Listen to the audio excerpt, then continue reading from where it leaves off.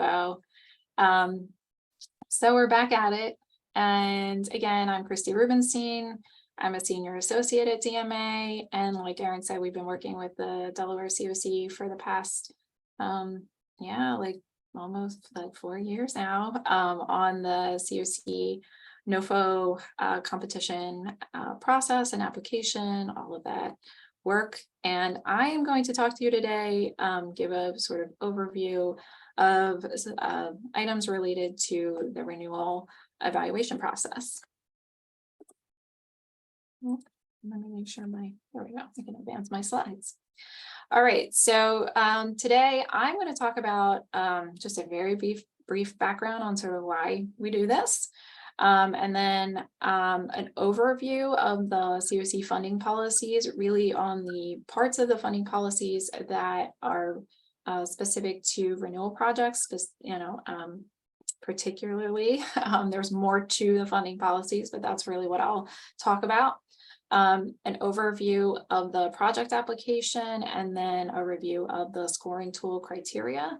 We should have some time for Q&A. Erin's going to go over in more detail the application document itself. So my part of that is going to be fairly high level, but I have to jump off at around 11:25. So if anybody has questions for me, make sure you get them in before I go.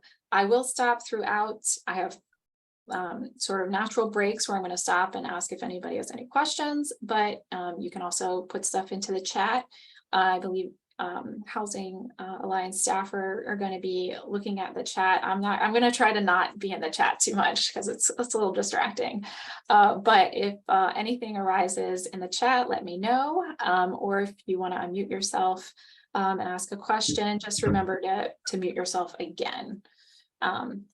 And with that, I'll get going, although I will offer, before I really delve in, if anybody from the HAD staff wants to say anything. Rachel, anything to add? Well, I'll say what I said in the chat, but I'll say it out loud. Happy COC NOFO season. If you are not an organization that currently receives continuum of care funds, you might be in the wrong place. There's nothing secretive about what we do here, so you're welcome to stay.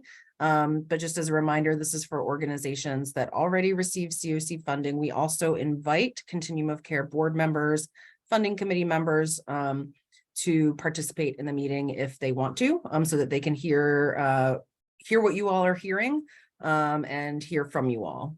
So that's who's in the room. And I just want to say we look forward to working with you all again this year. We know it can be a lot, and we're doing our best to meet HUD's requirements, make sure that as a local community, we know what progress we're making and that we're funding things that are helping us make progress to address homelessness, and that you all can spend as much time as possible helping people in the community, and as little time as possible, hopefully, although we have to do some of these things, doing this type of administrative work. So hopefully our team can be of help to you and support to you this year as you're working through the applications. I know Erin and Felicia in particular are excited to support your team in this work. Many of you have done it before, but please don't hesitate to reach out as we launch this process for help when you need it. Go ahead, Christy. All right, so touching on the background of sort of why do we do this to all of you every year? Each year, the COC is really told by HUD you have to evaluate your COC funded renewal projects as part of the annual COC program competition NOFO. The NOFO is a long document, typically just under 100 pages. And within there's a whole sort of set of ways that HUD will go about scoring the COC itself. And part of what HUD scores the COC itself on is the rating and ranking process that is used to determine which projects are being submitted by the COC to HUD, and that includes renewal projects. So HUD is really pushing COCs to use a data-driven approach. They want things to be non-conflicted.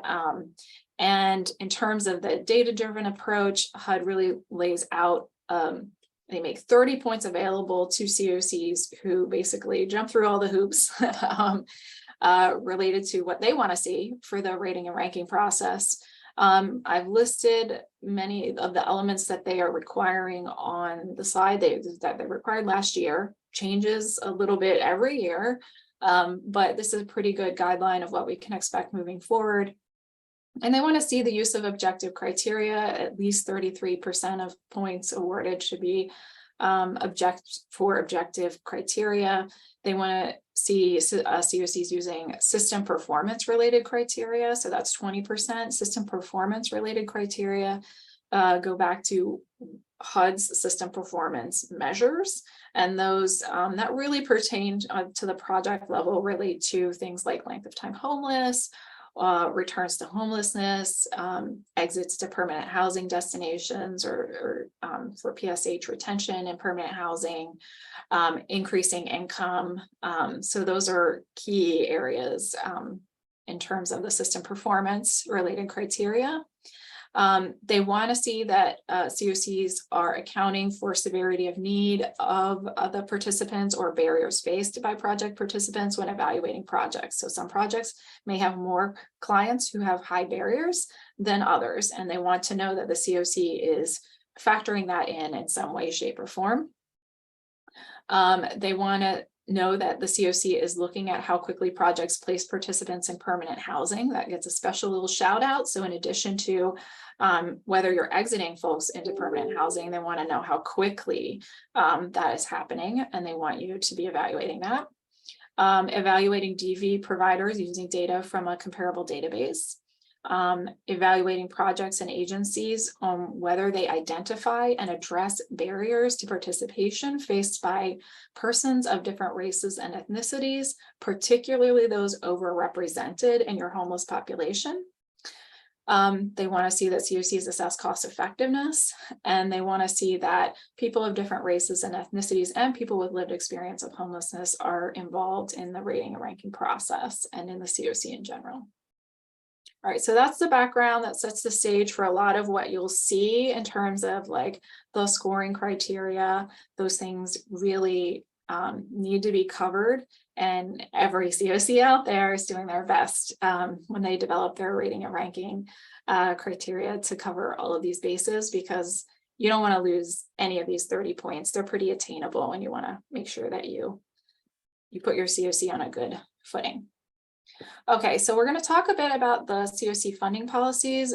Again, not going to go into excruciating detail and put you all to sleep within the first 15 minutes. So I'll try to go through these somewhat quickly, but highlight the things that are relevant for renewal projects. In terms of the funding policies, the sections and sort of what is covered really didn't change at all from 2022. There's background, there's funding process overview, there's a description of roles and responsibilities, conflict of interest policy, there's a renewal project application evaluation and scoring policy, and a new project solicitation evaluation and scoring policy, reallocation policies, prioritization and ranking policy, appeals policy, and quality improvement policy. All of these are in one document. And that goes back to basically when DMA first started working with your COC. There were bits and pieces of things in different places on different documents and papers. So those all got consolidated into a single document and has been revised over the last few years, but very few really significant revisions from 2022 to 2023. A lot of it was streamlining the content to reduce redundancy and to make things just like more pointed and clear. And there was a section added in the new project application part related to COC infrastructure system level projects like HMIS and SSOCE, and how those projects might be expanded if a request were to come in for new funding. So I will talk a little bit about that. Again, major changes. For the renewal project application evaluation and scoring section, we clarified the language related to renewal evaluation. moved up the factors used in the evaluation and ranking from the process description. So instead of it being buried in this process description, moved it up to the top and really fleshed out what the factors are. I'll talk about that in a minute, and streamline the process description, really tighten that up to remove redundancy. The new project solicitation, evaluation, and scoring policy section. Again, we added this new section on new project funding for COC infrastructure projects. This was recommended by DMA because we are seeing COCs across the country trying to wrestle with, like, if COC's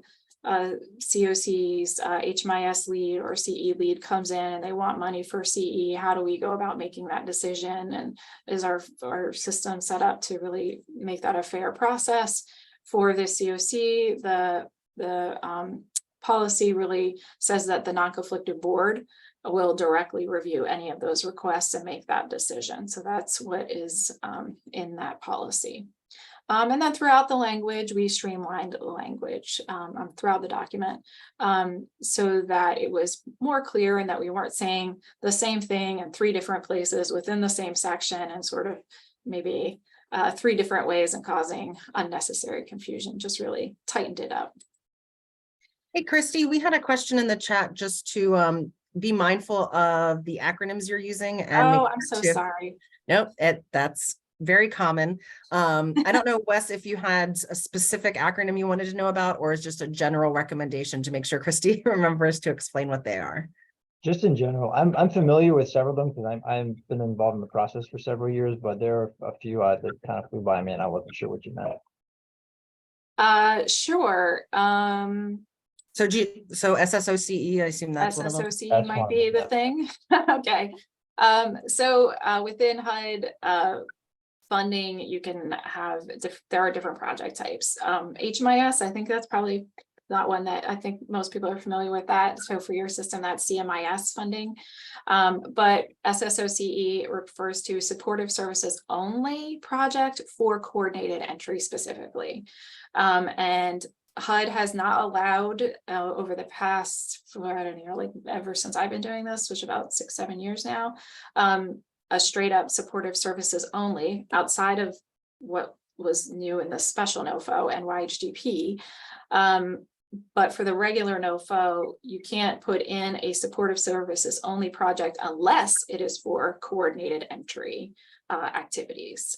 And so we have what we call SSO-CE to support coordinated entry. Well, that explains that. Thank you, Christy. Renewal project applications, evaluations, and scoring. So again, we added descriptions for the renewal project factors. It was sort of this, that information was there in the section, just sort of buried in the process. And so it's sort of now front loaded. And the factors are HUD and Delaware COC threshold requirements, compliance with HUD and Delaware COC rules, regulations, and standards, project and system performance, and alignment with HUD and Delaware COC needs and priorities. So those are sort of the key areas that are included in the evaluation. The scoring tool development, I just wanted to touch on some of the process stuff, what is sort of laid out in terms of the steps taken. Review of grantee debriefs from the prior year. So we're always kind of like looking back to see how things went the prior year with the tools. And then we do an analysis of point structure and evaluation data to inform the benchmarks. This analysis really breaks everything down by sort of project types. And then we look at sort of how everybody did last year, what were the criteria that everybody got all the points on, the criteria nobody got any of the points on, what was in between. We look at each and every criteria and look at all of that across the different project types to make sure we're not like sort of favoring sort of rapid rehousing over permanent supportive housing, for example. Then we look at more recent data to see where the averages are and where are the benchmarks sort of set in a reasonable range. That information is presented to the funding committee with a set of recommendations for changes. The tools, and then they sort of make the final decision on what should be in the tool. And then the tools are publicly shared and distributed to grantees, and evaluation and scoring commences. In terms of that process and for the evaluation and scoring process, there is within the policies prescribes that there should be a data cleanup period.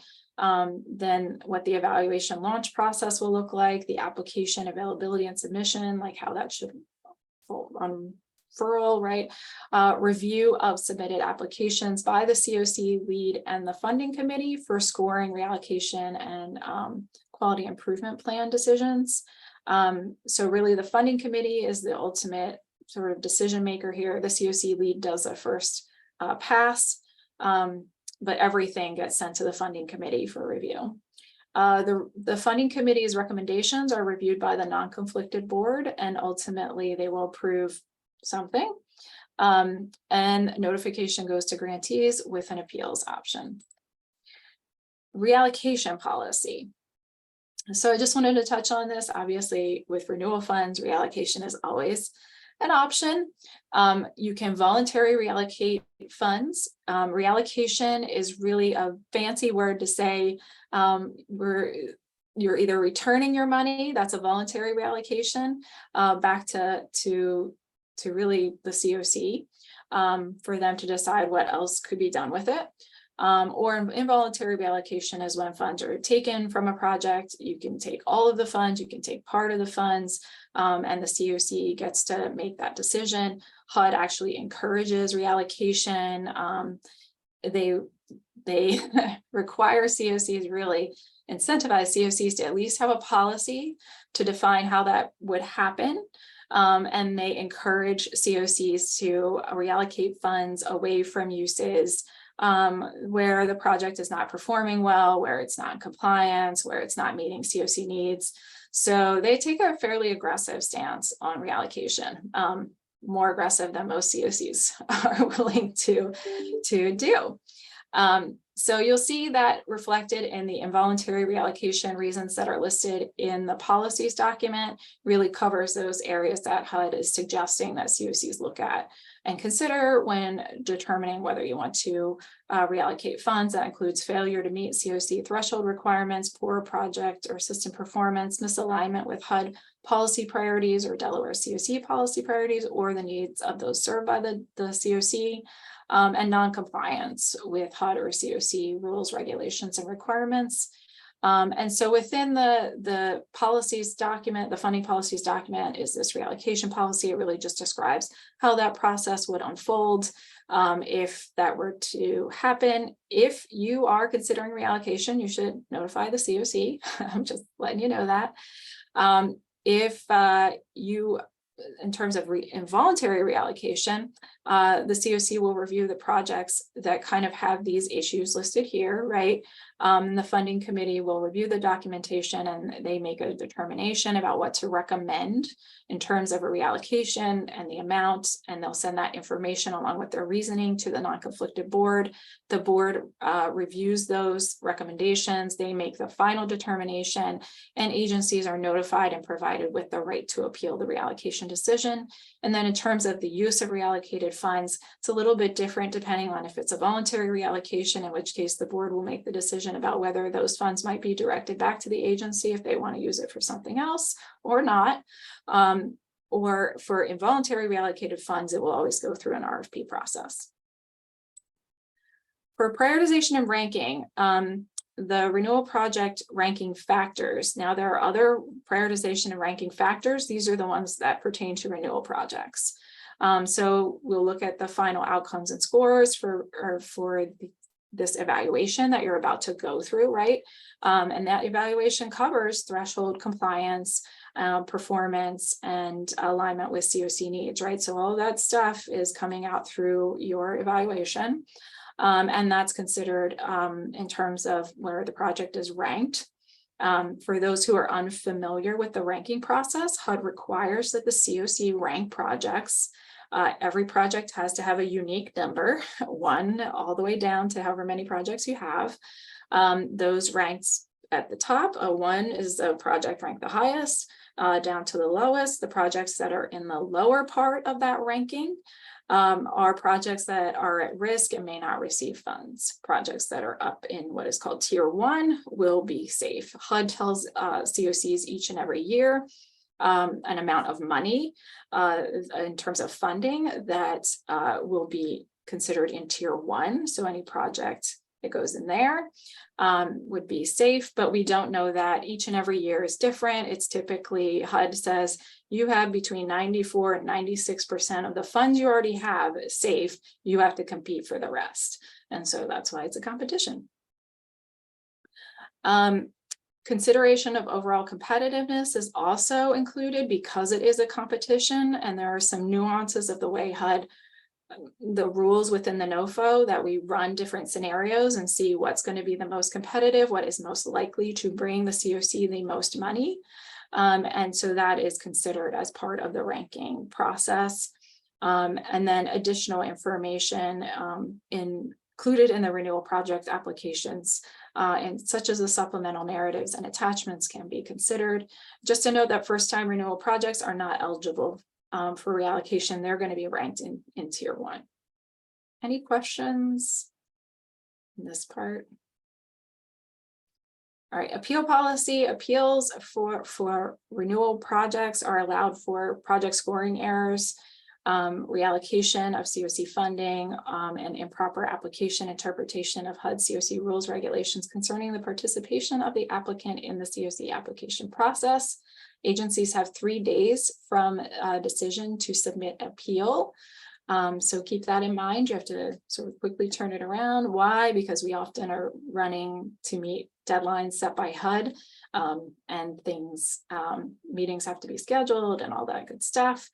So the COC board, the non-conflicted members, have 7 days to investigate, follow up, and respond in writing, and agencies not satisfied can always use the appeal option within the COC NOFO if it is applicable to their situation.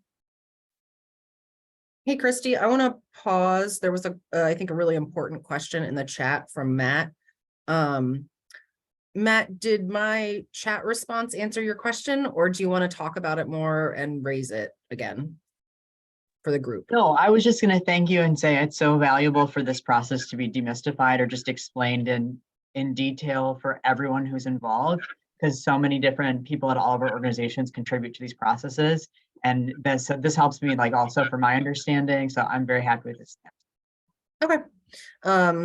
I just think it's an important question, and I wanted to bring folks' attention to it. If folks have additional questions about that, feel free to raise them. Okay, go ahead, Christy. Feels like a little mysterious, but okay. Oh, it's in the chat. Sorry. Our lowest scoring programs most likely to be defunded, and is that why project scores are so important, right? And so it's that what is taken into account when ranking projects, what makes a project most likely to be defunded, and the answer isn't simply the score. The score is a big part of it, but it is not the only part of it, and there are other things that are taken into account when which Christy just covered some of them in her previous slide, when making decisions about how to rank projects that get submitted to HUD and whether or not projects will be included, compliance issues, the needs of the community, etc. So the answer to your question is yes and no, which I know is a little bit, it's gray. There are other things other than the score that are taken into account. Erin, did you want to add anything? Yeah, I would also just add that over the last few years, we've really been trying to incorporate more of those things into the score so that the score is more reflective of all of the overall factors that are used to prioritize and rank projects. But again, I'd like to reiterate Rachel's point that it's not a perfect process and it's not always 100% reflective, but we are trying to move more towards it being as reflective as possible of all those different factors. Yeah, and I will say, I think it's a challenge every year for every COC to go through and make these decisions, and especially, in some years where HUD is more generous and more money is in tier 1, it's great, but often that's not the case, and it's probably not going to get that much better over the next few years, unfortunately. So I think we all just have to, just be aware. It's a tough process, and there are specific sort of sets of rules within the NOFO itself that are incredibly technical, but it just kind of those things also influence sort of the competitiveness and how, you stack projects in order to try to bring in as much money as possible. So that is also an important thing to just be aware of. All right, quality improvement policy. This didn't really change. So again, the funding committee determines which projects to place on a QIP. Is responsible for developing and administering the QIP with the project's leadership, and for monitoring progress on completion. The agency is responsible for implementing the changes needed to address issues. And QIP placement and/or outcomes may affect project scoring and ranking during subsequent COC funding competitions. So just be aware of that. And failure to meet one or more of the requirements may result in partial or full reallocation. So also be aware of that. All right, any questions before I move on off of the policies part and into the application and scoring tool?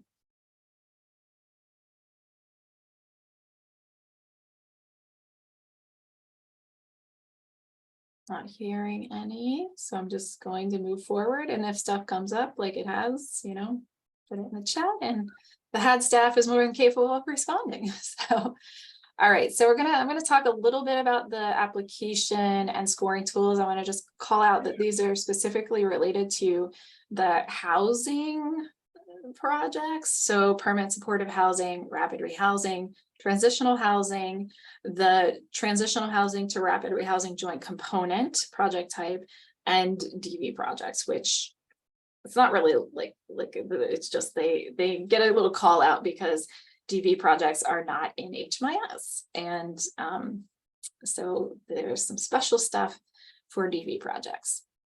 It does not include the evaluations and the scoring tools for the SSOCE and HMIS. Those are in the process of being finalized, and they're highly specific, because really what drives those are HUD's requirements around what the HMIS lead and the coordinated entry lead should be doing. And so those are unicorns, each of them in their own special way. All right, we'll do a quick overview of the project application, and then I'll spend the bulk of my time talking about the scoring tool. All right, so the project application, just be aware, it's a single application for all of your project types that you all are working on. So there's not like a special application for permanent supportive housing as opposed to rapid rehab. It's just one application. So that is nice. You will get individualized project profiles sent to you with pre-filled information, and you're going to certify that information throughout the application. If you disagree with anything in there, you will have an opportunity to indicate that and to share more information. The application itself is also nicely set up so that it shows the point value for each criteria as you go through it and which project types those criteria apply to. So you can pay attention to that as well. There are some criteria that say apply only to PSH, or some that apply only to, say, transitional housing, right? So just there's a little like box with a little key, and you'll get to see that, and you'll understand whether that applies to your project or not. There are various narratives throughout the application, and I'm going to talk through what those sort of look like as I go through the criteria. But just be aware that you should anticipate spending some time writing those narratives and making sure they are like high quality, because they are scored. There's an application checklist it was revised for clarity because I think folks felt like maybe it wasn't as clear as it should be. So just know like that's in the back, and you want to make sure that you're checking that checklist, make sure you've supplied all the relevant documentation. And then I would just suggest having the scoring tool handy as you complete the application. While the application does have the point value, you're going to get more detail on sort of like what the thresholds and metrics being looked at are with the scoring tool. So having that with you will kind of maybe help guide you and make sure that you sort of focus your answers in the right direction, especially on those narratives. All right, general sections. This was reorganized a little bit. But we have what I would just say general info sections in the beginning of the application, includes the certification, grantee information, renewal project information.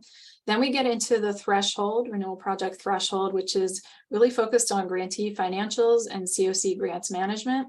The bulk of it is related to the performance evaluation section. So that covers, project performance, largely data driven. You're going to be certifying and checking off things. And if you have additional information to providing that additional information. There are these narrative responses.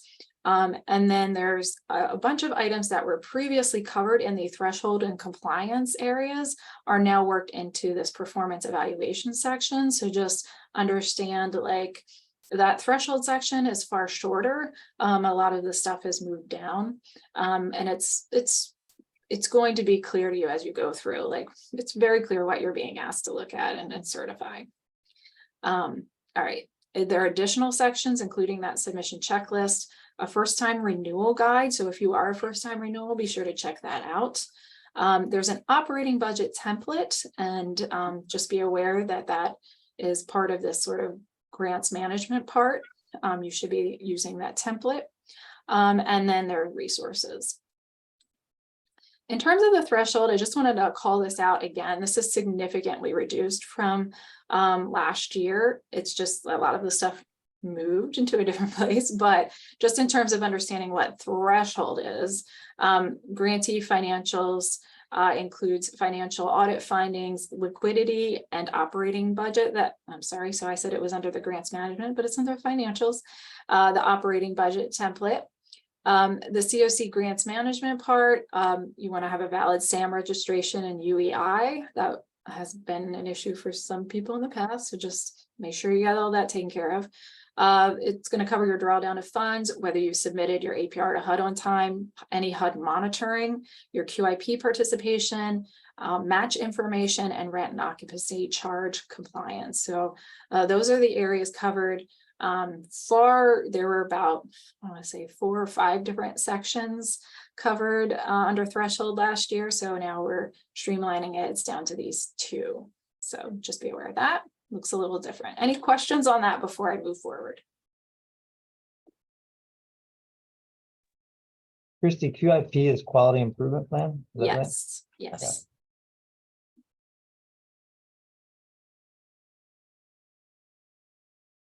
Anything else? All right, I'm going to dive in. I'm going to talk and talk and talk now for a while. I will maybe stop myself and take a drink of water here and there. If folks have questions along the way, please feel free to ask, even in the chat, or unmute and ask, because this is really probably what most of you are here to hear about, the performance criteria. All right, so in terms of like significant changes, one of the biggest changes is not necessarily in what the COC is looking at. It's a lot of the same things that the COC has looked at in the past, but things have been reorganized, right? So I talked about things moving from, say, a compliance threshold area into here. You're going to see that here. The move was really to make, to create categories for the criteria that made sense, logical sense, right? So you're going to see criteria grouped into these categories, including client eligibility, severity of need, centralized intake participation, CMIS participation, system performance outcomes, housing first, supportive services, equity and inclusion, people with lived experience, additional HUD and COC compliance, COC grant management, and COC participation. I'm going to go through each of these sections, and we're going to talk about the different criteria within each of them. But this is kind of a different look for the tool. So if folks are sort of acclimating to that, totally understand. But I think as you go through it, it makes a lot of sense when you see the criteria that are in each category. It's like, oh, okay, yeah, that makes sense. All project types have a 100-point base, so just be aware of that. It doesn't matter if there have been years in the past where, say, TH was 95-point base, but everything else was 100. But that's not the case this year. Everything starts at a 100-point base, although there might be occasions where projects are not, where a criteria is not applicable to your specific project, even if that project type is being scored. All right, here's what it looks like, a screenshot. So again, you can see all the different criteria that fall. This is the scoring tool. You have access to this, right? So this is, you know, just the sort of general breakout of the different criteria. Just to note that this type here means if it's OBJ, it's objective. Then there's system performance or subjective. And then you have the different project types over here. Now that your COC breaks out scattered site PSH from site-based PSH. So that's what the SS and the SB mean in front of the PSH there. But other than that, I think it's pretty self-explanatory. And this is the second page. We get to 100 points for each of them. And there's a helpful sort of like breakout. So you can see which of the criteria, the categories really are being emphasized. So system performance, no surprise, is heavily emphasized at 30% of the points, in part a reflection of HUD's requirement that the COC have at least 20% of points going toward system performance. But then we have other categories as well. And so you can just see sort of how things are weighted. There's also a breakout of objective versus subjective. So you're good in terms of objective criteria, meeting HUD's threshold. And then there are some new questions related to COC priorities. That's 10%. And then COC compliance. This tracks pretty well with the program materials section. I'll talk a little bit more about that. That was in last year. That had like 12-point value. So very similar to last year. All right, major changes. Again, we took the program materials criterion from FY22, which I think folks found sort of confusing, and it was hard to figure out like what exactly are you looking at within this big program materials bucket. And those have really been broken out. And so the criteria that they've been broken out into are listed here. It's client eligibility compliance, CI compliance, CMAS compliance, housing first fidelity, fair housing compliance, equal access compliance, anti-discrimination compliance, lease occupancy agreement compliance, and termination compliance. So those are the specific things that are going to be looked at and scored, worth 1 to 2 points each, sort of depends on the one. And they've been put in the category where they like most make sense, right? So there's some kind of like logic as you go through it, and for also the funding committee when they read through all the materials. I would say they're like partially new. Again, like what you're going to see is a lot of stuff that feels very familiar because the questions that you're being asked are things that were probably asked in the sort of threshold compliance review last year for many of these. We are introducing narrative questions related to the Delaware COC's priorities. Again, sort of like a mix of old and new, like what's old housing first, right, has been there. But some of these things are a little bit newer. They're worth 2 points.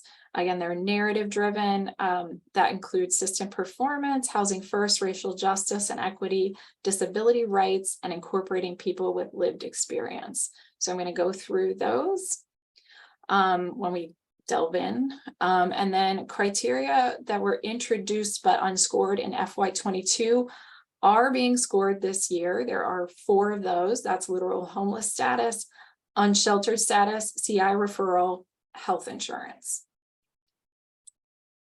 Criterion that weren't applied to all project types in FY22 are now, there's only one of those, it's disability status, but just be aware of that.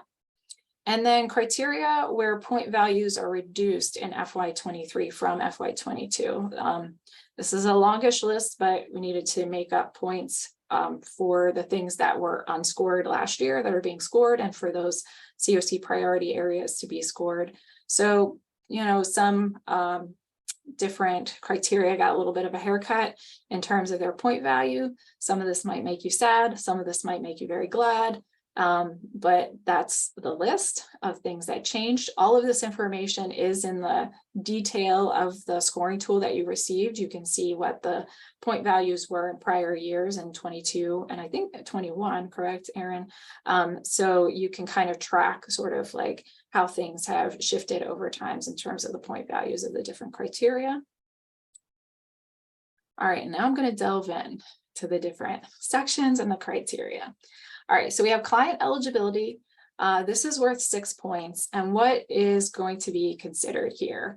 Literal homeless status, chronic homeless status, disability status, active DV status, and client eligibility compliance. Now be aware that some of these apply only to specific project types.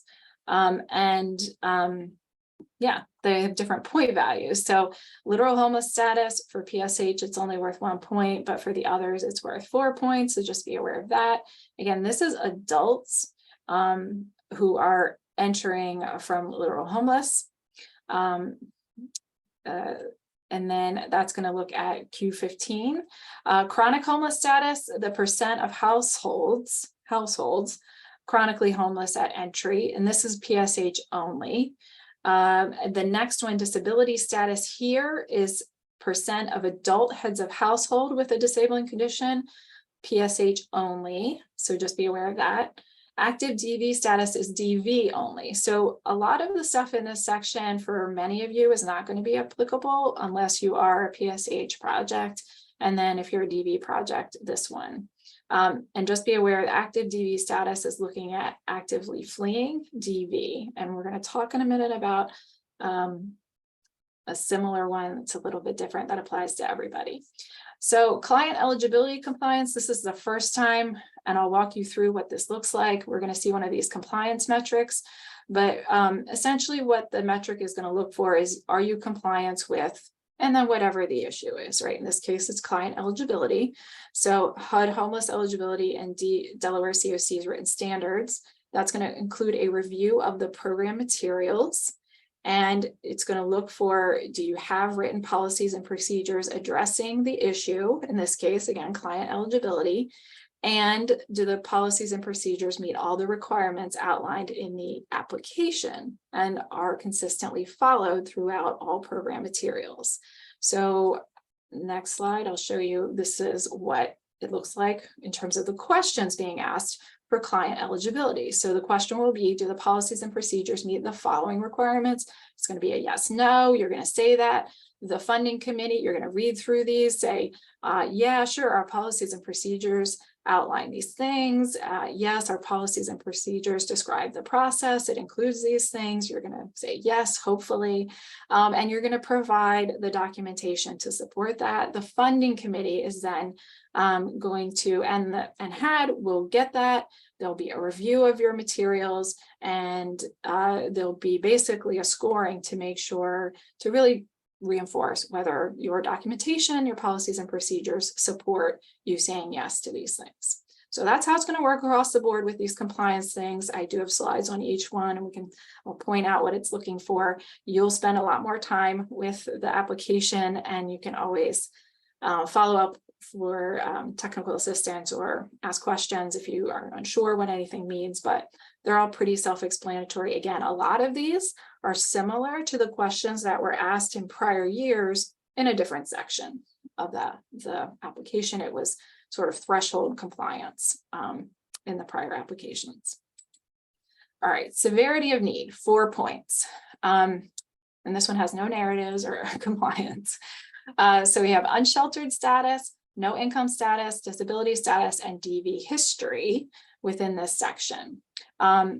So when we look at unsheltered status, just be aware we're looking at adults unsheltered at entry. Each of these is worth 1 point, by the way. When we look at no income, again, we're looking at adults with no income at entry. When we look at disability status, we're looking at all participants with a disabling condition at entry. And then DV history is adults with a DV history. So a history of DV not actively fleeing, those are two separate questions, as many of you know. And so this one just will look at history of DV. Centralized intake participation is worth 3 points. We have CI referral and CI compliance in this section. So the referral is going to be percent of adult heads of household project entries resulting from a CI referral. And that's going to rely on a CMIS referrals report and a look at some APR data. And then that does not apply to DV, by the way. And then there's CI compliance, which again is going to be this review of program materials. And I'll show it on the next slide. This is the series of questions related to CI compliance. Again, you're going to review these questions. You're going to say, yes, no, we're in compliance. You're going to submit program materials that support you saying yes to these things, right? And hopefully you can say yes to each and every one. That includes having a process for informing centralized intake of project openings, a process to engage referred households and complete the intake quickly, a process for tracking and responding to referrals, and protocols for rejecting a referral. So there's more detailed language here. It would be exhausting if I read all the words for everything. You'll have the application and be able to do that yourselves, but that's the general overview of what's covered there. CMIS participation is worth 10 points total. So we have data quality. Now this one was worth 10 points, I think, in and of itself last year. So this is reduced now to 6 points, but has pretty much stayed the same. Otherwise, this is I'll say oldie but goodie, right? This has been around for years. You're looking at data quality for those data quality tables in the APR and looking for an error rate of less than 5% on the different required data elements. Data timeliness, looking for entry and exit records entered within 3 days. So that will look at APR question 6E. And then CMIS compliance is again going to be this review of program materials. And we'll delve into that, what's covered here. Do the policies and procedures meet the following requirements? You'll say yes, no. Frequency of data quality review, a description of what reports are used for those reviews, process for how the project is going to use that monthly data quality review to improve performance on data quality, and how project informs clients of their privacy rights related to PII and release of information. System performance outcomes. Okay, so this is the big one worth 30 points. There are 6 criteria, 3 on this slide, 3 on the next. This is a lot of the sort of APR data-driven stuff. Many of these correspond pretty directly with HUD's system performance metrics in some way, and that's why they're in this section. So we have housing stability, length of time to housing, and length of stay, and there are others, I'll get to those. For housing stability, just be aware participants exited to permanent housing for most project types except for PSH, which will also include retention. We look at question 23C plus stairs, and then that one's pretty standard. We're looking for essentially folks being exited to a permanent housing destination. Length of time to housing, this one's broken out into looking at the percent of participants housed in 30, 60, or 180 days. If you can house like 20% or more of your participants in less than 30 days or up to 30 days, you can max out on points. 40% within 60 days, 60% within 80 days, kind of decreasing point value there. Just keep in mind for this is really not applying to site-based projects, but only like the scattered site. So scattered site permanent supportive housing, rapid rehousing, or the rapid rehousing component of the transitional housing or DV. So if you're a transitional housing or a site-based permanent supportive housing, this does not apply to you. Length of stay is TH only. And again, we're looking for the average length of stay. And again, a priority on getting folks out within 180 days, but a year at max to get points. Utilization rate, we're going to rely on CMIS bed unit utilization report for that. That's going to look at the percent of beds for most projects or units for family projects utilized by participants. So looking for strong utilization. Again, this applies. I want to say again, this one applies to site-based permanent supportive housing and transitional housing only. Increased or maintained income applies to everybody. Lucky all of you. I know you love this one. So it's a favorite. It does include maintained income, not just increased. So that is nice. And it's going to look for the percent of adults who increased or maintained their income from entry.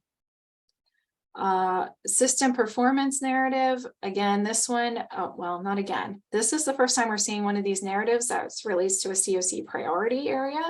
So really what the COC is looking for here is you're going to be asked a question and you're going to try to write a bunch of narratives that demonstrate that your project is sort of advancing the COC's priority in this area. So let's take a little look at what the questions are related to for system performance.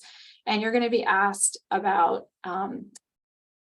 the strategies, methods, and or practices the project utilizes or will utilize related to reducing length of time homeless, preventing returns to homelessness, and increasing participant income. You'll have an opportunity to write narratives. They're giving you some clues of like, it should cover some of these areas, could cover some other things. And so you'll write the best answer you can and really try to address what your project is doing to advance these system performance related areas.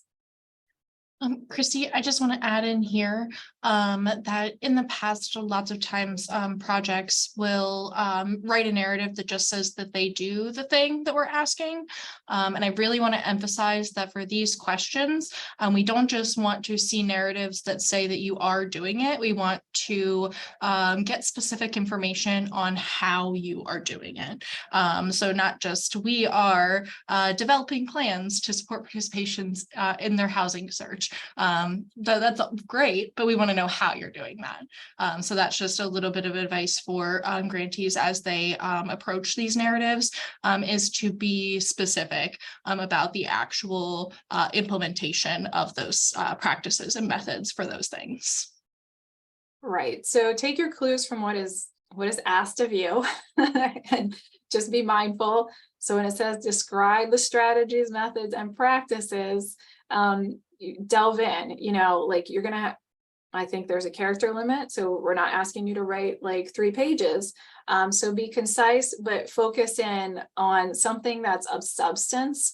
And if you read it back and think to yourself, like, I just kind of repeated back to them the same words that are in this question, you want to go deeper than that. You really want to get into the how your agency does it very specifically.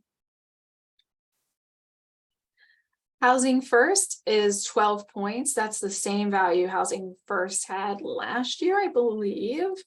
But it's spread across 2 things this time. So there's a section on Housing First fidelity, and that's going to be a review of the program materials. And then there's a Housing First narrative.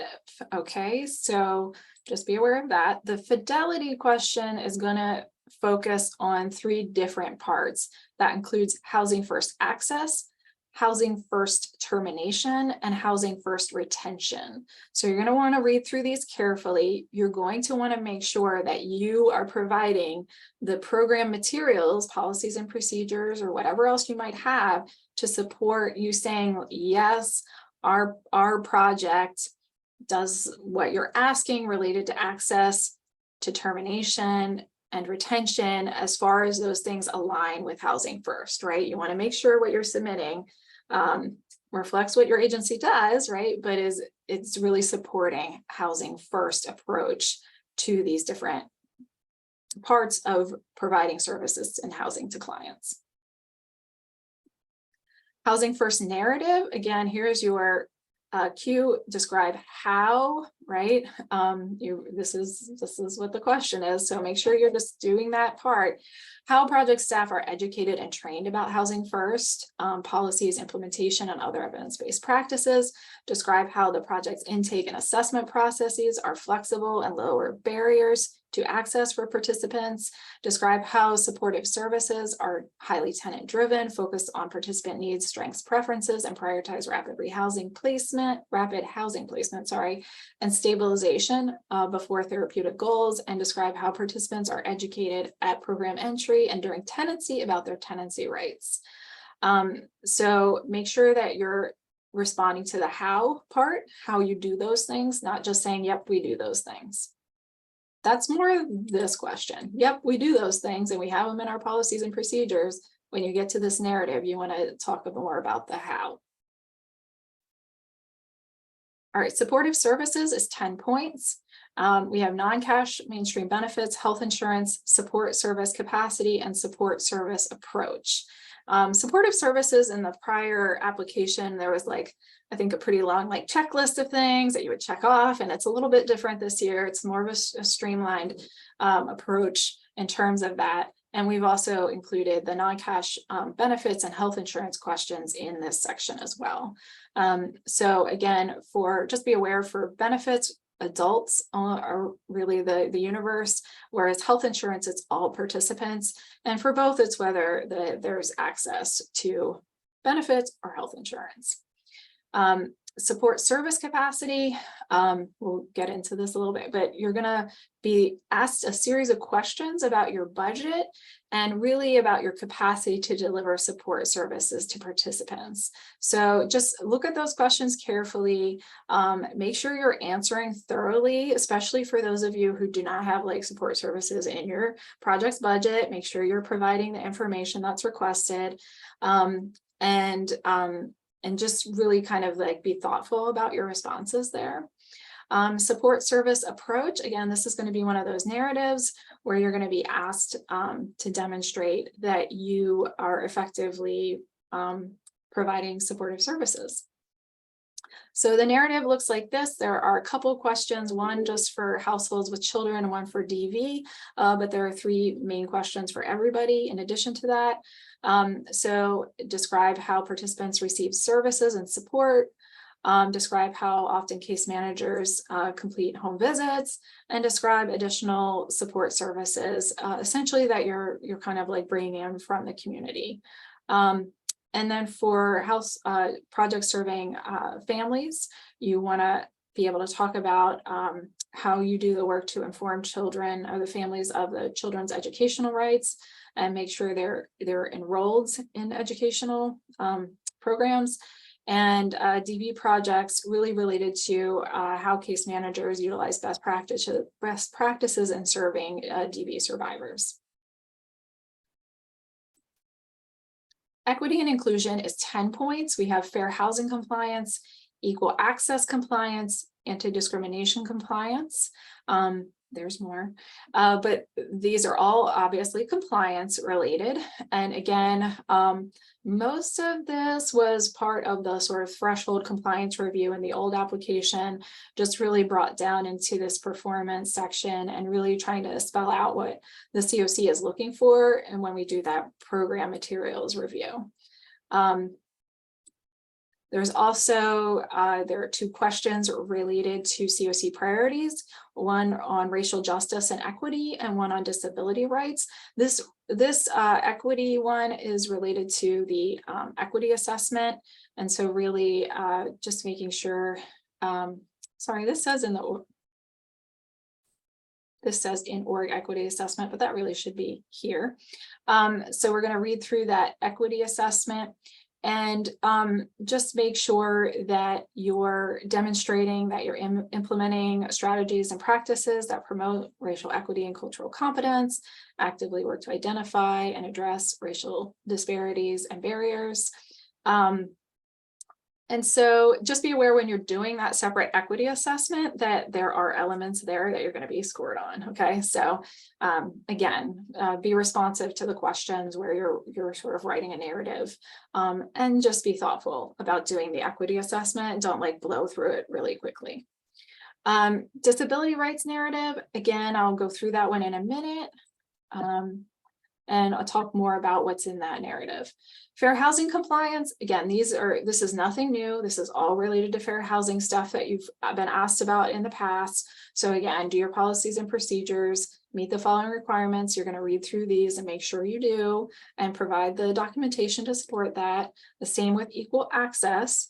It's a little bit of a longer list, so make sure you're reading through each one of these. Make sure you provide the documentation that supports, if you say yes, all of these different elements. Note that there are 2 here that are related to projects that serve families very specifically. So make sure that you provide documentation that supports those if you are a family project. Anti-discrimination compliance, the same thing. Make sure you're providing the documentation to support that you're aligned with the anti-discrimination policy, and you're informing clients of their rights related to anti-discrimination.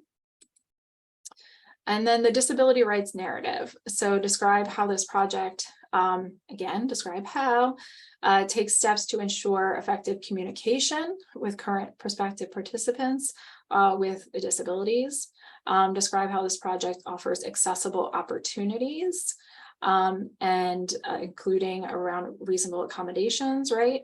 And then describe how the project's housing and supportive services are provided in the most integrated setting appropriate. So make sure that you're responding to each of these different elements specifically when you are asked within, and the how, not just stating, yep, we do that.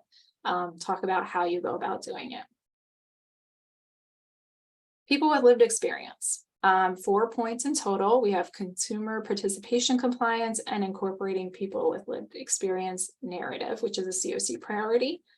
The consumer participation compliance is really around documentation that you have a person with lived experience on your board or equivalent policymaking entity. So you're going to be asked to provide that. If you do not, you will need to think hard about what steps you need to take to fulfill that requirement.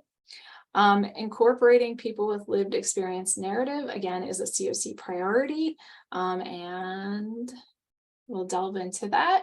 What you're going to be asked, again, is describing how the project actively encourages current former participant involvement in project planning and decision-making processes, including input regarding projects, policies, processes, procedures, and practices. That is a lot of P's. Okay.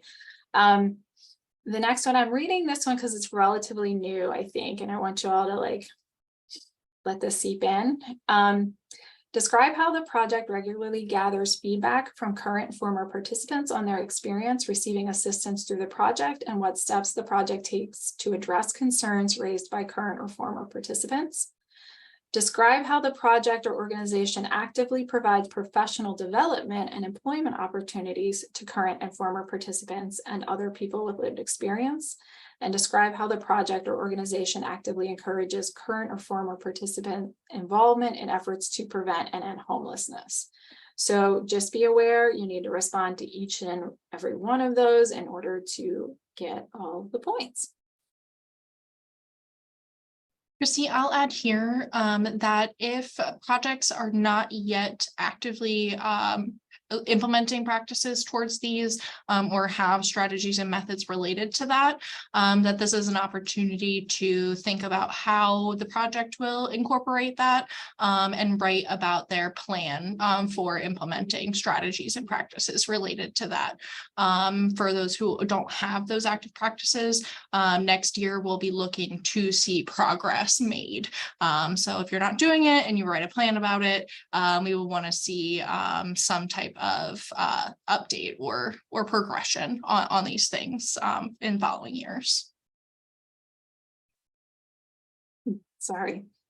Additional HUD and COC requirements is 2 points. We have lease occupancy agreement compliance and sorry, termination and appeals compliance.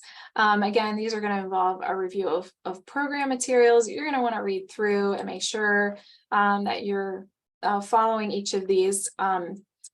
And for the lease and occupancy agreement, obviously, as you'll see here, these are the questions. For PSH projects, for TH to Rapid and the TH project, you have a specific list for each one of these. And so make sure that you're going through that list when you're saying yes, and then that you're providing the documentation that will support that. It's a little bit of a more robust list for permanent supportive housing. And then it's a little bit different for rapid rehousing. The 2 TH ones are essentially the same that involve TH. Termination and appeals compliance. Again, you want to make sure that you, again, are providing the documentation that supports each of these elements. Note the bottom one is for PSH only. But again, this is really about you have a process for termination, you are providing written notice, the participant has a way to raise objections, there's a process for notifying the participant quickly, and then that participants are provided with a copy of the program rules and termination process. And then for PSH, just be aware, we're looking for you to define the difference between program termination and eviction, and make sure that is clear to the participants, because these are two different things. And there's more language around that. All right, additional HUD and COC requirements. We're almost at the end, folks. Cost effectiveness and drawdown. Cost effectiveness, we'll look at the SAGE spend report, as will drawdowns. We're going to look at cost per permanent housing outcome here on cost effectiveness.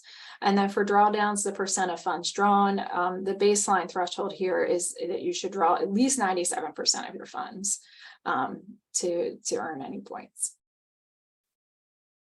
COC participation is 4 points in total, and this was a little, I think, muddy last year in terms of scoring. So I'm happy to see like we were able to make this change, but we have really broken out it now into, do you have a voting member, quarterly meeting attendance, and COC events and training attendance. And so voting member is 1 point, quarterly meeting attendance 1 point, and then the COC events and training attendance is 2 points. These two are going to rely meeting attendance on the COC's attendance records, and then the COC's membership records will be used for the voting member part. And that's it. That's all the criteria. Hopefully everybody stayed awake and followed that. But if you have any questions or if anything came up, Erin, that you want me to address, let me know. Nope, but I do have one small correction. The slide that pertains to the lease occupancy agreement and termination are the additional compliance requirements, and drawdown and cost effectiveness are the grant management items. So just the categories that Oh, they I'm are sorry. included under. Sorry if I You're messed okay. I will fix that.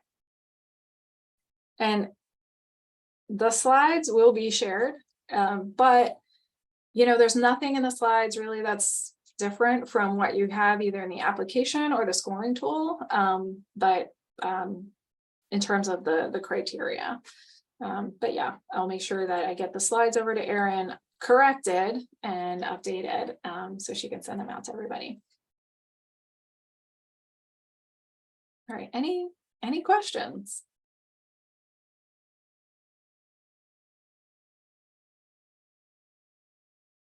Well, I'm not hearing any, so I will go ahead and take over. But thank you so much for your time, Christy, and taking the time to really go through each one of those individually. And we just appreciate you. Oh, that's what you pay me for. So again, I'll be sure to correct the slides and send them over to you shortly, Erin. Awesome, thank you.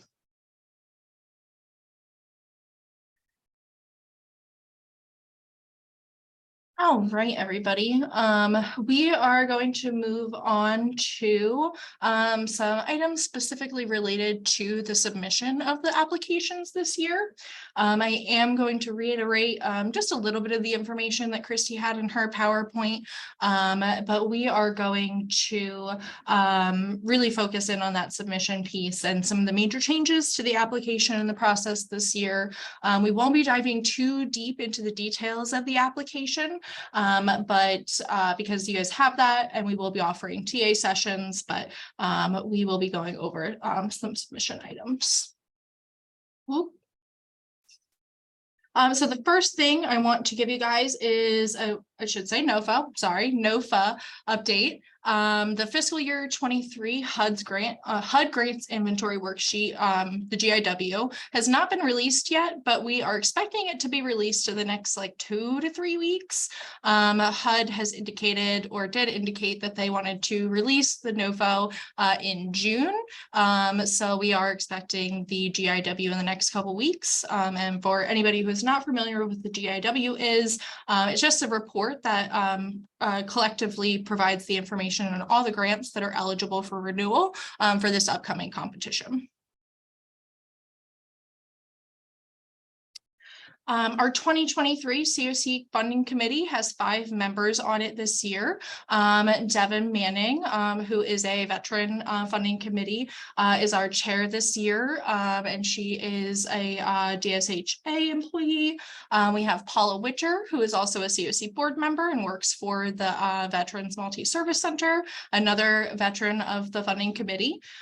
We have Sue Ryan and John Whitelaw, who are also COC board members. They were new to the funding committee last year and have returned for the torture that it is this year, and we appreciate them for it.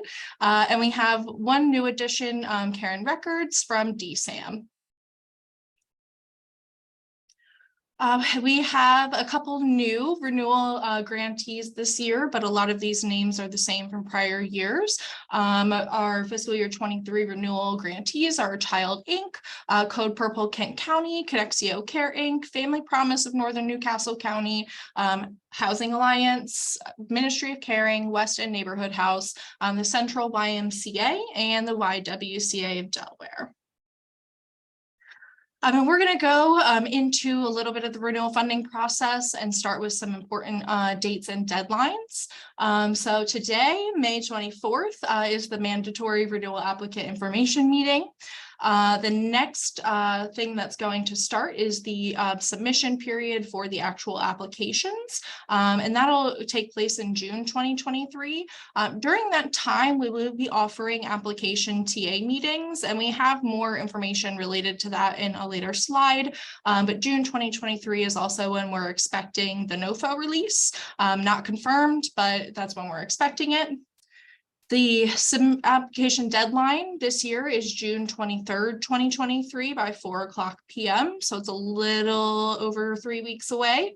And then in July is when we anticipate the funding committee to meet to review all the applications and have the scoring meeting.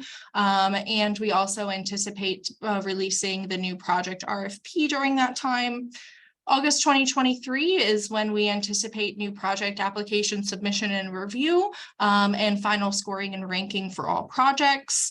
And September 2023, if the NOFO is released in June, is when we will anticipate the whole shebang being due for submission to HUD. Project data for everybody. So it's again, like last year, all of the project data for the renewal project applications will be provided to you guys through the fiscal year 23 renewal project profiles. The performance period this year is 4/1/22 to 3/31/23. And all final CMIS APRs will be run at the close of the DQ period, which is 4:00 p.m. tomorrow, May 25th. So if you haven't done any of your final data quality checks or updates, please make sure you take care of that before tomorrow at 4:00 p.m. because that's when the data cleanup period ends. At that time, 4:00 tomorrow, you won't be permitted to change any of your data until 4:00 p.m. On Friday. That's when we will be running the reports. So we really want to make sure that nobody's touching their data while those final reports are being run. And we recommend that normal data entry resume on Monday, the 29th. Most people are out for holiday, so it'll probably most likely be Tuesday. But just to clarify, between 4:00 p.m. tomorrow and all day on Friday, please do not touch your renewal project data. This has been an issue in the past a couple times, so we just want to be very clear about the time frame in which we will be writing those final reports for you guys to use. Final Erin, yes. Can I interrupt you just real quick? Where can you just state again, where can folks find their APRs? So, Go ahead. They were, for the data quality period, they were run and uploaded to the grantees' Google Drives. And for several grantees also provided and attached in a zip file to the emails that were sent at the launch of the data quality period. Okay. If anybody's having any issues accessing those or needs us to resend them, we can do so. Okay. Carol, please feel free to reach out if you need additional help locating the APRs. Did that answer your question? Yes. Okay, great. Awesome. So final renewal project profiles and APRs will be provided at the start of the application submission period, which will be Tuesday, May 30th, 2023. So next Tuesday.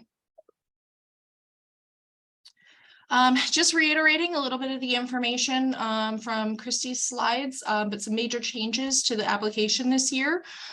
We added a pretty detailed hyperlinked table of contents to the beginning of the application, just to make it easier to navigate through the document. Since we've combined all of the applications into one, it gets pretty lengthy. So that is just a navigational thing for you guys to make it easier for you to move through the documents. We've updated the submission checklist, first time renewal guide, on the budget template, and the application resources. So make sure you check those out and pay attention to any changes that were made to them. Those are added into the application really to be a resource to help you guys complete the application the best way possible and make sure everything's included. So make sure you're spending time looking over those. In the project information section, there was a question added about FTE staff. So that's really just asking what are the staffing structure and what like staff are spending their time completing eligible activities for the project. The threshold section, again, consists only of the grantee financials and the COC grants management this year. And there was an addition of a rent and occupancy charge question. We have gotten a lot of questions over the last couple of years about ensuring that projects are calculating their rent Hey, correctly. Erin, can you pause just for 1 second? Hey, Carol, can you hear me? Can you go ahead and mute? Or I don't know if we have the ability to.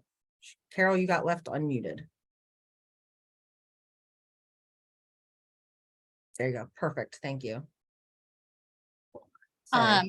Again, we've had a lot of grantees ask or have issues with properly calculating rent occupancy charges if they are charging those charges to participants. So that is why that question has been added, to make sure that everybody's on the same page with the requirements there. And just to reiterate that the performance section's been restructured to mirror the changes to the fiscal year 23 scoring tool. So it's been grouped by those categories that Christy went over in detail. There was the inclusion of threshold compliance items and a restructure of the existing compliance items, but there's really no new requirements related to compliance. We had the addition of the COC priority narrative questions and a restructure of the housing first and support services content. But again, no real new requirements in those sections. Items that are consistent with the fiscal year 22 application. So again, it's one application for all project types. You guys do not need to fill in the renewal project data provided in the profiles, but you will need to confirm the accuracy of the profile information and provide an explanation with supporting documentation for correct information if anything is not right within those profiles.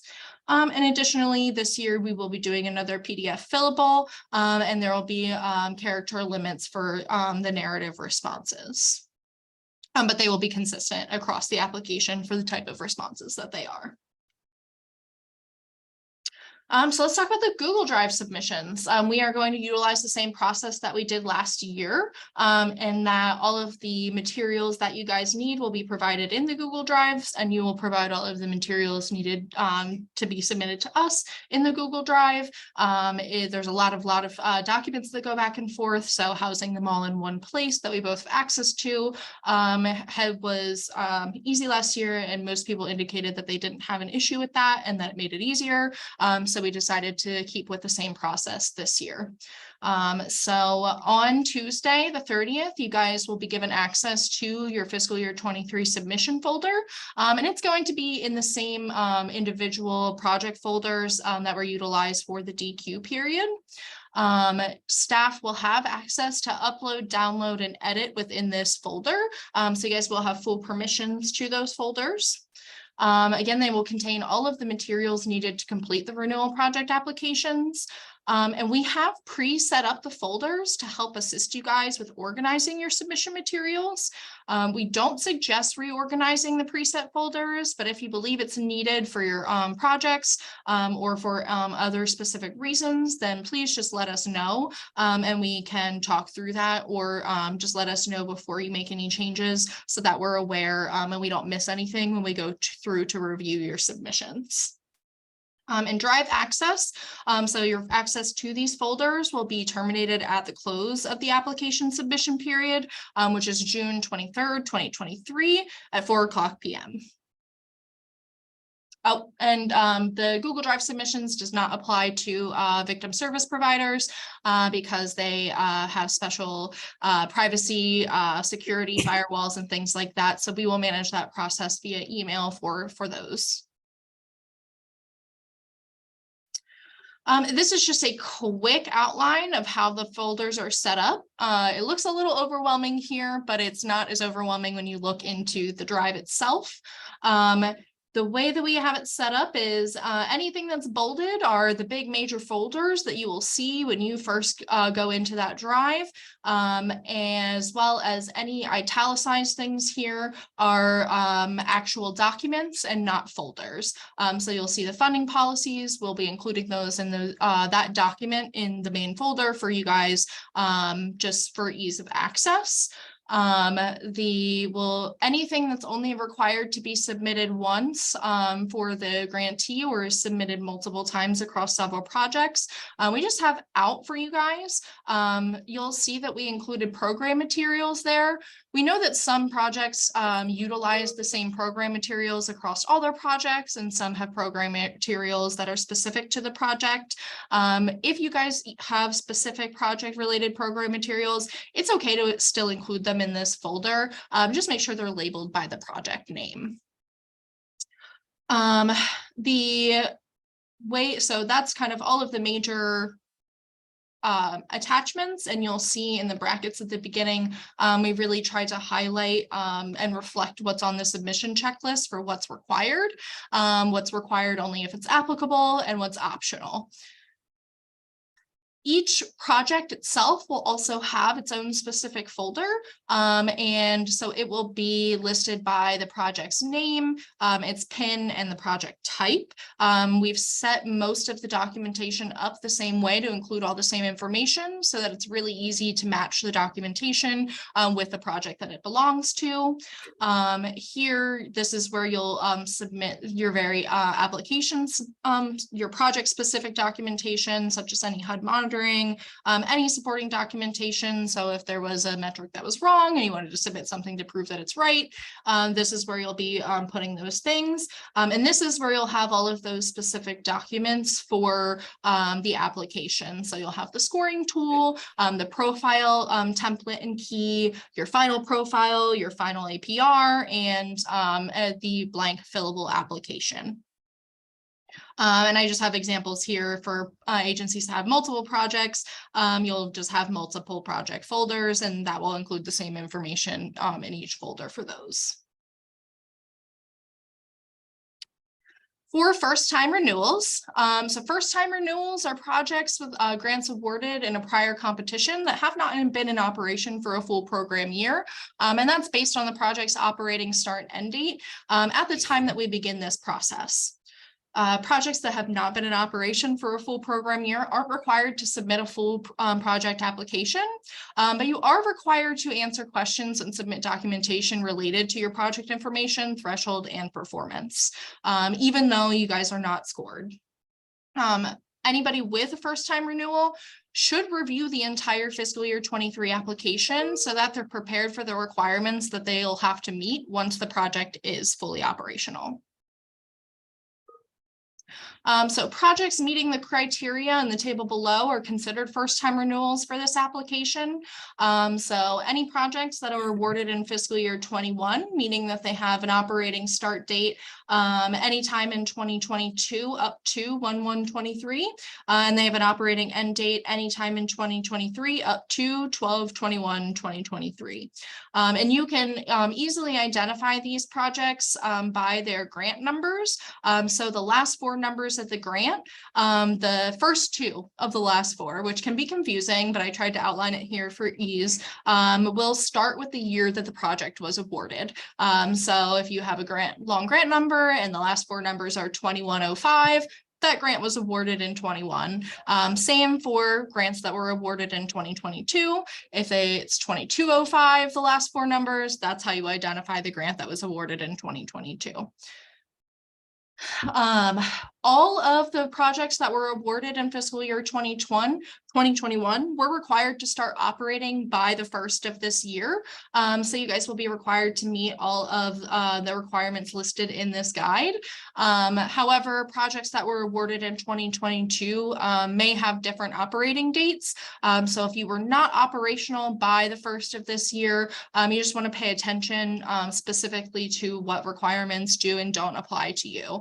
And there's much more detail in the guide. We really tried to outline it and make it very clear for you guys this year. But if you have any questions, please feel free to reach out so that you can make sure that you are submitting what you need to for those projects. Hey, Erin, can I ask a question / make a clarification? Yes. The years awarded and the grant terms are always the thing. So we're trying to be very clear about it. I just want to make sure it's clear. Like when you say awarded in 2021, you mean awarded as a result of the application that was submitted in 2021. Yes. Yeah. But you, as an applicant, you would have found out about it in 2022. So like, just remember when she's saying awarded in FY21, it means awarded as a result of the FY21 COC funding competition. Right? Yes. Does that make sense to folks? Okay, just making sure that's clear because it's, yeah. All right, cool. This is just a quick guide to slide to just kind of reiterate what we talked about. So how to submit. Again, please, by 4:00 p.m., June 23rd, 2023, and all materials via the Google Drive. So just quick summary. So Renewal Project TA. We are offering Renewal Project TA sessions between June 8th and June 21st. There's different times frames available between those dates. We have the Calendly link that you guys are able to request those by listed here in this PowerPoint. They are also, it's also included in the actual application itself. We highly encourage all grantees to take advantage of these TA sessions. They are starting a week after you guys get access to the applications, so that you have some time to review them, sit through them, and really gather any questions. We do highly suggest that you guys review the applications in detail before taking advantage of these sessions so that we can make sure that they are productive and that we are really helping you guys get clear on what you need to do, whether it's related to content or submission. So please, if I can stress anything in this presentation, it's to please take advantage of the TA sessions that we are offering for you.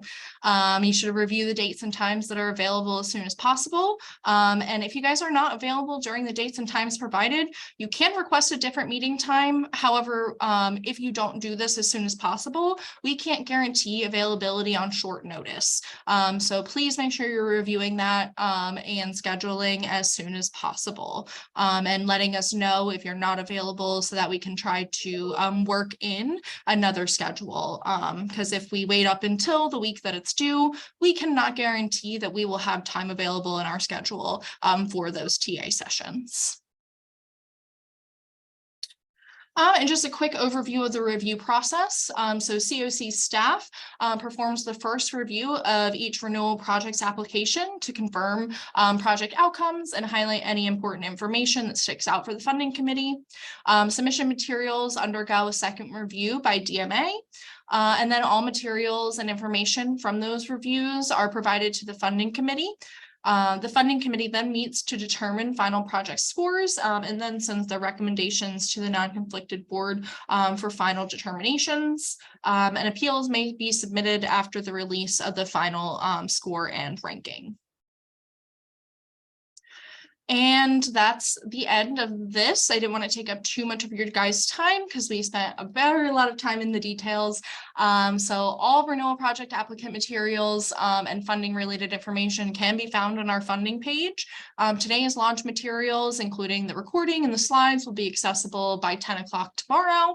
And renewal project applications, profiles, and APRs will all be available on Tuesday. And I got that date wrong. It's 5:30. I will correct that before we update the slides, upload them. And any and all application and submission questions can be directed to Felicia and myself.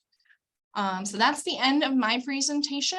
And I am happy to answer any questions anybody has currently, if you have any. And if not, we would be happy to let you guys go 30 minutes early.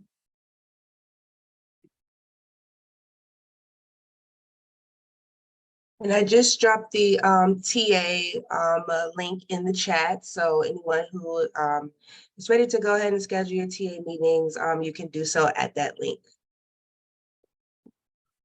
Thank you, Felicia.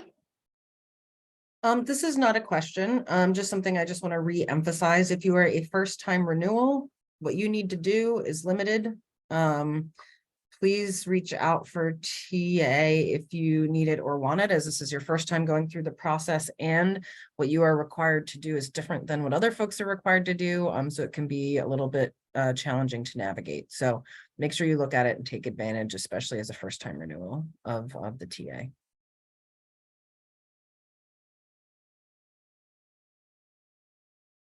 Can I ask a question quickly?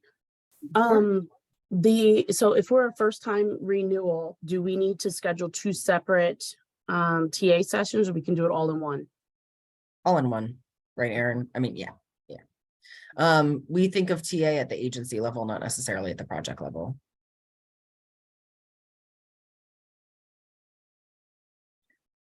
And Carol, to answer your question in the chat, your guys's APRs and profiles for the data quality period were sent last week or the week before. I can't remember the date, but on the same day that everybody else's were. I am happy to find the email to send it to you. And we will also be providing those again via email at the start of the submission period with the final application or the final APRs and the profiles.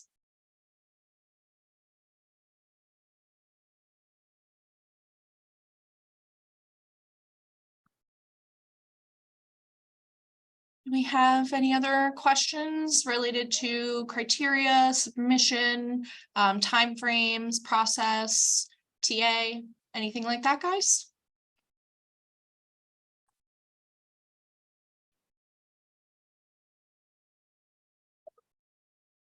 Okay, well, I think, oh, I see a chat. Yes, you guys are able to schedule more than one TA session if you need it. We may not grant it right away until all grantees have had time to take advantage of those things.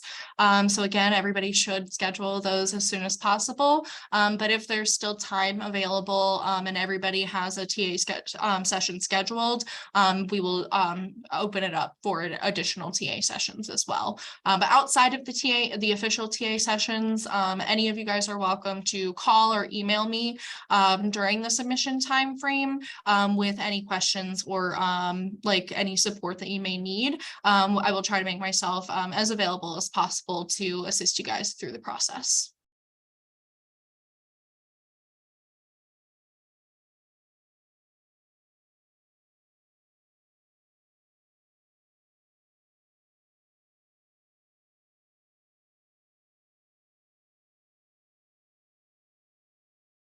I am not seeing anything else in the chat, and I don't see anybody unmuted. So I am gonna go ahead and say that's the end of today's meeting. We thank all of you for your time and your continued dedication to the COC and the clients that you guys serve. Thank you, everyone. Have a great afternoon. See you guys later. Bye, Paul.